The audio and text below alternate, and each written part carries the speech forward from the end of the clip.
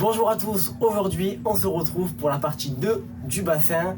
On va venir l'aménager, mettre les plantes et les poissons. On a donc laissé se remplir ce bassin pendant un mois avec de l'eau de pluie pour commencer le début du cycle de l'azote et ainsi introduire les poissons directement dans cette vidéo. Allez, je vous montre tout ce que j'ai besoin pour l'aménagement. C'est parti!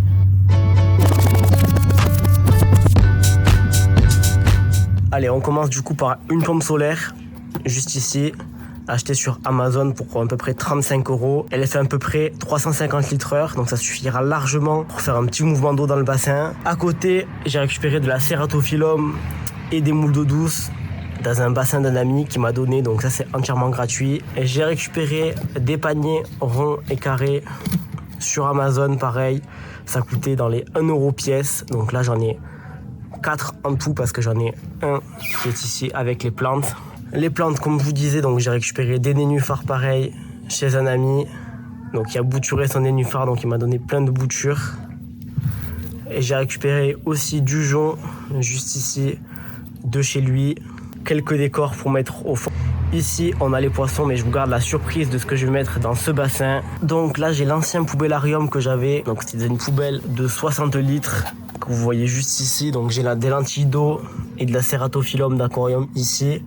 Donc je vais récupérer entièrement toute cette eau, sachant qu'à l'intérieur j'ai aussi des grosses racines qui iront dans le bassin. Au fond de l'ancien poubellarium, j'ai donc aussi du sable que je vais récupérer, qui est donc colonisé en bactéries. Ça fait à peu près 2 ans que le poubellarium est en eau. Donc ça fait 2 ans de bonnes bactéries qui sont aussi dans le bassin. Donc je pense qu'à un niveau cycle de l'azote, on sera parfait. J'ai pris du terreau aquatique pour planter les nénuphars et le jonc, de la pouzzolane. J'ai rempli aussi des seaux d'eau à l'avance pour pouvoir remplir le bassin plus facilement. Donc là c'est le seau d'eau de quand j'ai fait les changements d'eau d'aquarium que j'ai conservé. Il y a pas mal de larves de moustiques à l'intérieur, ça suffira ainsi pour en première nourriture aux poissons. J'ai aussi donc pris le restant de géotextile du bassin pour mettre dans les paniers. J'ai également posé une bâche sous le bassin pour éviter que la rouille du tonneau m'abîme la terrasse.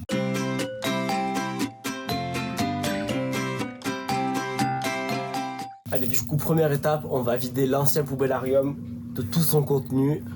Les premières racines qu'on a, un énorme morceau. Deuxième racine, une grosse tousse de Ceratophyllum. Voilà, vous voyez, elle est bien propre. J'en avais oublié juste là. Allez, troisième racine, on a quelques physes. Quatrième racine avec un petit planorbe. Donc ces animaux-là, ils ont survécu à 2 hivers entiers. On a quelques pierres encore. Du coup, comme vous pouvez voir, j'ai plein de roches comme ceci qui sont très poreuses, parfaites pour les bactéries. Donc je vais m'empresser de remettre au fond du bassin pour conserver au maximum de bonnes bactéries. Je vous montre le fond du bassin une fois vidé. J'ai transféré pas mal d'eau ici, donc j'ai gardé l'eau la plus propre. Le fond, je l'ai balancé. C'était vraiment plein de vases. Alors, je vais vous retirer la feuille d'alumbias qui est juste ici. Hop, donc tu auras quelques lentilles d'eau. Je vais m'y remettre le sol et les roches pour le fond.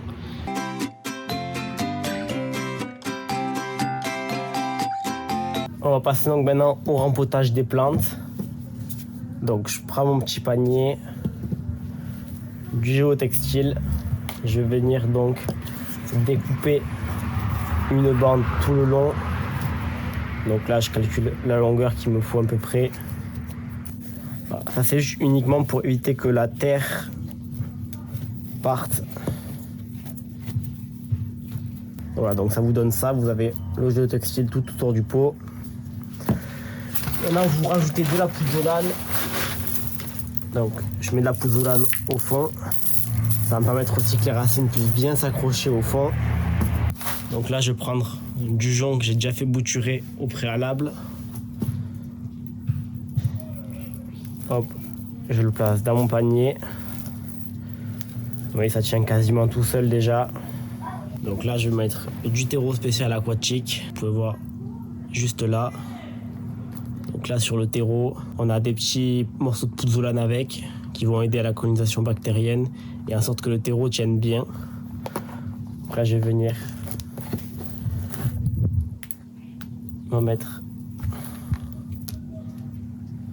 Voilà ce que ça donne une fois que le pot est fini. N'hésitez pas à bien tasser la terre, que ce soit bien compact. Je vais faire donc un deuxième pot de jonc comme celui-ci.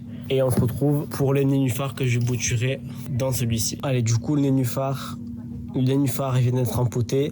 Attention à pas enterrer trop les rhizomes parce qu'il ne faut pas qu'ils pourrissent dans la terre. C'est vraiment les racines qui doivent uniquement être dans la terre et le rhizome qui va être hors de l'eau avec la feuille qui va venir sur l'eau. Je viens donc de finir les 4 pots, 2 ici avec du jonc et on a les 2 avec 3 pieds de nénuphar juste au fond.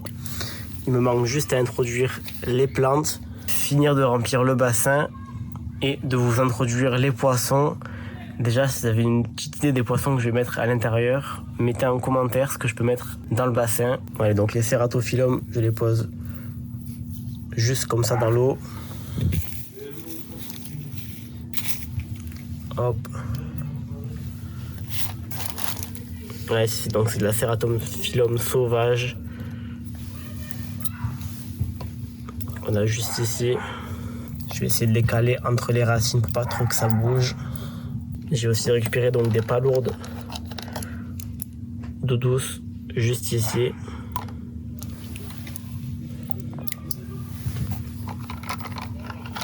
Elles iront donc s'enterrer automatiquement dans le sable. Le bassin maintenant rempli avec 90 litres d'eau, que ce soit d'eau de pluie, de l'eau d'aquarium, de l'eau de l'ancien bassin. L'eau est assez trouble encore forcément vu qu'il y a la terre que j'ai mis pour les plantes, le sable qui était rempli de sédiments. Ça va retomber assez rapidement. Je pense d'ici déjà demain, l'eau sera déjà bien claire. Je vais rajouter des lentilles d'eau à la surface, ce qui va aider aussi à l'épuration du bassin. Il faut que je mette également la pompe solaire que je vous ai montrée.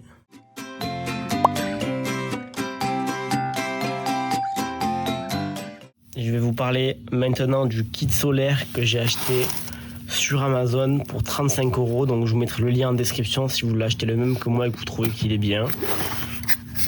Hop, à l'intérieur, donc on a un petit panneau solaire avec la pompe juste ici. La pompe fait 350 litres/heure. Avec ça, ils nous fournissent un petit tuyau. Voilà, si on veut faire une sorte de petite fontaine, mais honnêtement, avec la puissance de la pompe, vous ne ferez pas de fontaine avec, à part s'il y a un fort soleil dessus, mais ce qui n'arrive pas toute l'année, donc c'est pas utile de mettre ça. Vous avez les différentes accroches pour le panneau solaire, donc soit vous l'accrochez à un mur avec des vis, soit vous le piquez dans le sol avec ça. Vous avez une notice, un flotteur si vous voulez faire flotter la pompe en surface, et là vous avez tout un tas de différents embouts pour faire différents effets d'eau. Je viens donc d'installer la pompe solaire. Comme vous voyez, le panneau solaire est là, j'ai fait passer le câble. Voilà, il n'y a pas beaucoup de soleil, donc forcément, elle marche pas très bien, mais quand le soleil tape bien dessus, ça fait un petit jet d'eau, c'est assez sympa. Donc je vais monter avec le petit flotteur comme ici. Voilà, je vous donnerai mon avis dans les prochaines vidéos, vous verrez sur le retour. On va donc passer maintenant à la partie la plus intéressante, les poissons. Je pense que vous avez deviné qu'est-ce que je vais mettre dans le bassin. Là, c'est un poisson qui va être provisoire uniquement pour cet hiver. Ça va être donc du gambusie que mon collègue m'a donné, que j'ai pu récupérer. Et aussi, il y a un petit poisson rouge avec que j'ai pêché sans faire exprès. Donc, on va essayer de faire grandir ça dans le petit bassin. Et au printemps prochain, on sortira tout ça pour mettre d'autres poissons. Sûrement des poissons, soit des Noscropis, soit des macropodes à l'intérieur du bassin. Ce que je trouve. Les petits gambusies sont juste ici. J'ai pris des mâles, des femelles. Voilà. Et donc le petit poisson rouge que j'avais pas vu, il est juste là. Vous allez voir, c'est un petit carassin. Vous voyez, voilà, c'est un petit carassin. J'avais pas vu qu'il était dans le lot, donc voilà, je vais venir le mettre dans le bassin tranquillement. Hop, la gambusie, je vais les lâcher comme ça, sachant que l'eau là, elle est même température, ça a les mêmes eaux, donc pas besoin forcément d'acclimater. Je vais venir tout relâcher. Les escargots aussi. Donc là, c'est des escargots que mon collègue avait aussi. Voilà, c'est une sorte de petits escargots comme ceci qu'on trouve. C'est des petits escargots comme ça qu'on trouve dans la nature. Voilà, ça aidera aussi à l'écologie du bassin. Le bassin maintenant, on peut dire qu'il est quasiment fini. Il me restera juste à découper la bâche pour faire quelque chose de propre. Et enlever les excédents ici de bâche. Mais ça, je le ferai, je pense, au printemps prochain pour que le bassin soit vraiment déjà y passer un hiver et que ce soit bien formé pour être sûr de ne pas couper, sachant que là le bassin il va partir directement en mode hivernage vu que là on est en septembre. Bon là je suis dans le sud de la France donc jusqu'à octobre il fera des températures correctes, sachant que je vais y installer aussi un petit thermomètre à l'intérieur pour mesurer la température du bassin et savoir à combien il est pour faire des relevés de température, savoir quel poisson je vais pouvoir introduire dans ce bassin à l'année pour qu'il puisse tenir à l'année.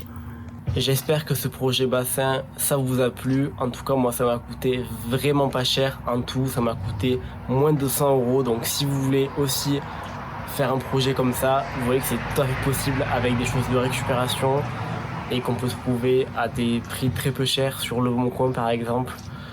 Donc si vous voulez faire un petit coin de verdure chez vous, n'hésitez pas, c'est facile à faire. Vous voyez, ça m'a pris une après-midi juste à faire tout ça.